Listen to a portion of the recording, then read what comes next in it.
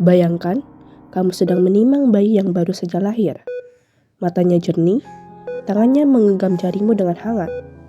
Lalu seseorang berkata, secara genetik, ada kemungkinan ia akan menjadi seorang psikopat. Apa yang akan kamu rasakan? Takut? Menolak? Atau percaya bahwa ada anak yang telah ditakdirkan menjadi monster sejak ia dilahirkan?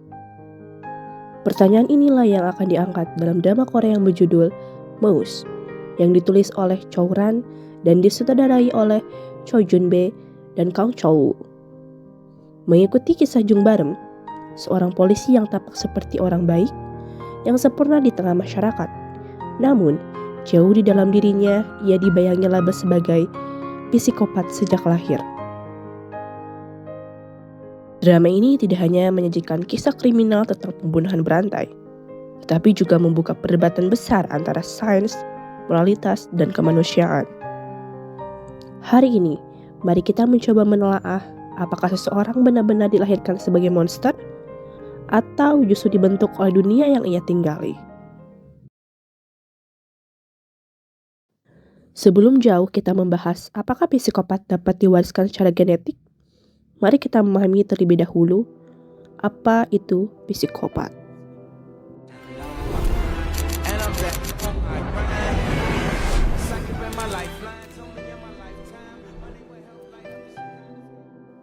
Psikopat secara etimologis merupakan gabungan kata dari bahasa Yunani, yaitu psyche dan pathos, yang berarti penyakit jiwa. Psikopat berbeda dengan gila, karena seorang psikopat sadar sepenuhnya atas perbuatannya. Pada tahun 1998, Skodo juga menyatakan bahwa istilah psikopat merujuk pada penyakit mental, yang dicirikan dengan perilaku tidak berperasaan, penuh tipu daya, dan lemah secara moral. Dalam dunia psikologi, istilah psikopat sering dikaitkan dengan gangguan kepribadian antisosial atau antisocial personality disorder, karena ditandai oleh pola perilaku antisosial, kurangnya empati, serta temperamen yang seringkali sulit diprediksi. Kondisi ini kerap tidak disadari karena banyak psikopat mampu tampil sangat meyakinkan dan terlihat seperti orang pada umumnya. Bahkan, beberapa di antaranya justru mudah disukai berkat kemampuan bersosialisasi yang baik. Seperti Jung Barem yang sangat dicintai masyarakat sebagai polisi yang ramah dan suka membantu orang lain. 굴러가기는 또 쑥 굴러가요. 이게 특수 제작된 바퀴라서. 들어가 봐. 저요? 아, 네.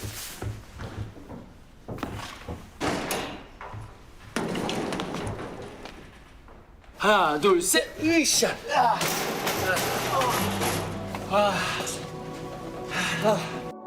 Ide utama Mouse merujuk kepada tokoh sentral drama ini, Jung Barem dan Sung Yong Han, yang menjadi tikus percobaan alias objek penelitian dari sebuah organisasi. Hingga akhirnya, salah seorang objek pengamatan mulai sadar dan berusaha menghentikan rekannya yang telah bertindak jauh sebagai seorang pembunuh berantai. Melalui pendekatan semiotika Charles Sanders Peirce, representasi psikopat dalam drama ini dapat dianalisis melalui 3 unsur utama, yaitu sight, object, dan interpreter. Sight, adegan visual, dan simbol yang menampilkan perilaku dingin, manipulatif, atau kekerasan. Objek, perilaku psikopat itu sendiri seperti kurangnya empati dan tindakan kriminal. Interpreter, makna yang dibangun oleh penonton terhadap karakter tersebut. Drama ini menggambarkan karakter psikopat melalui masa kanak-kanak yang penuh trauma, masa dewasa dengan tindakan kriminal, serta perubahan emosional setelah menjadi tikus percobaan dari praktik operasi transplantasi otak. Luka-luka yang tidak terlihat itu perlahan membentuk cara mereka memandang dunia. Hal ini menunjukkan bahwa identitas psikopat tidak hanya dibentuk oleh gen, tetapi juga oleh pengalaman hidup. 아저씨 눈에도 내가 달라 보이나요? Apakah psikopat adalah sesuatu yang dibawa sejak lahir? Atau justru terbentuk oleh pengalaman hidup? Drama ini menggambarkan ketakutan kolektif masyarakat terhadap monster yang lahir, dengan memperkenalkan gagasan tes genetik untuk mendeteksi gen psikopat bahkan sejak seseorang masih berada dalam kandungan.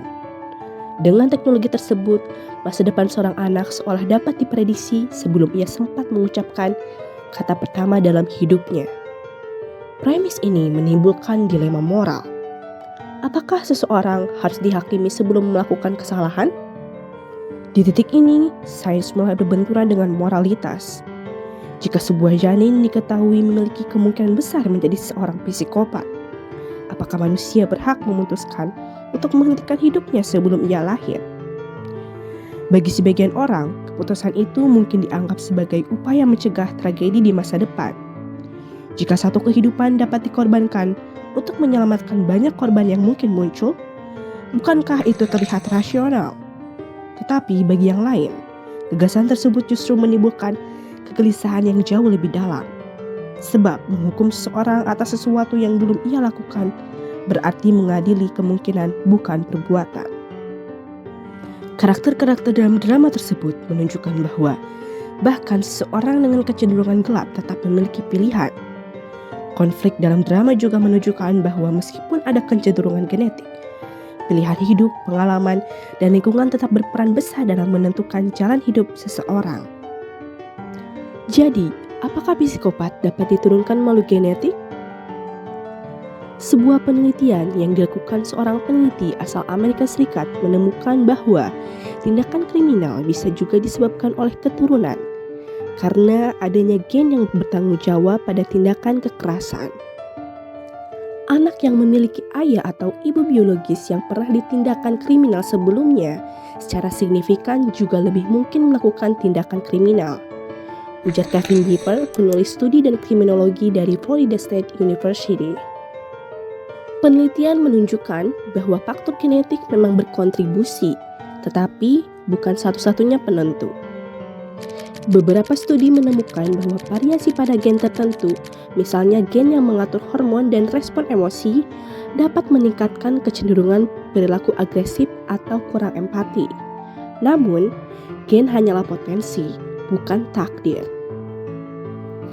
Penelitian tersebut menganalisis puluhan studi mengenai psikopati dan menemukan bahwa perkembangan psikopati dipengaruhi oleh kombinasi faktor genetik dan lingkungan.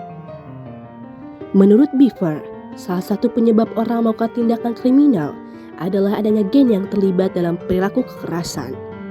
Beberapa gen yang sering dikaitkan dengan perilaku antisosial antara lain MAOA gen, DAT1, DRD2, dan DRD4.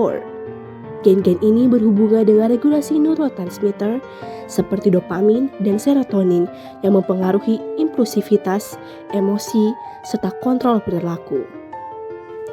Selain itu, penelitian terhadap kembar identik juga menunjukkan bahwa faktor genetik memiliki pengaruh yang cukup signifikan. Studi kembar menemukan bahwa sifat-sifat yang berkaitan dengan psikopat memiliki tingkat heritabilitas sekitar 40-60%, yang berarti sebagian variasi perilaku psikopat dapat dijelaskan oleh faktor genetik.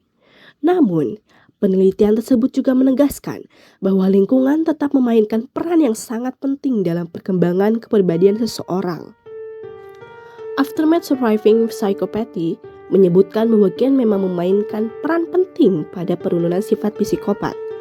Namun, seseorang memperoleh sifat psikopat juga dipengaruhi oleh beberapa faktor, seperti gaya hayati dan faktor lingkungan. Hasil penelitian tersebut menunjukkan bahwa psikopat tidak dapat dijelaskan hanya satu faktor saja. Faktor genetik dapat meningkatkan kerentanan seseorang terhadap perilaku antisosial. Namun, faktor lingkungan seperti trauma masa kecil, pola asuh, serta pengalaman sosial juga sangat menentukan apakah kerentanan tersebut berkembang menjadi perilaku psikopat. Lingkungan, pola asuh, trauma masa kecil, serta pengalaman sosial memiliki peran besar dalam membentuk kepribadian seseorang.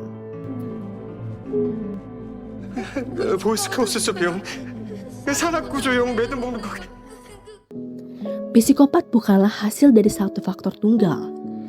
Gen dapat memberikan potensi, namun lingkungan dan pengalamanlah yang membentuk bagaimana potensi tersebut berkembang. Namun, konsep yang ditampilkan dalam drama Moose lebih merupakan dramatisasi fiksi. Dalam penelitian ilmiah yang ada saat ini, belum ditemukan satu gen tunggal yang dapat secara pasti menentukan bahwa seseorang akan menjadi psikopat. Sebagian besar penelitian menunjukkan bahwa perilaku psikopat muncul dari interaksi kompleks antara faktor biologis, perkembangan otak, serta pengalaman lingkungan sepanjang kehidupan individu.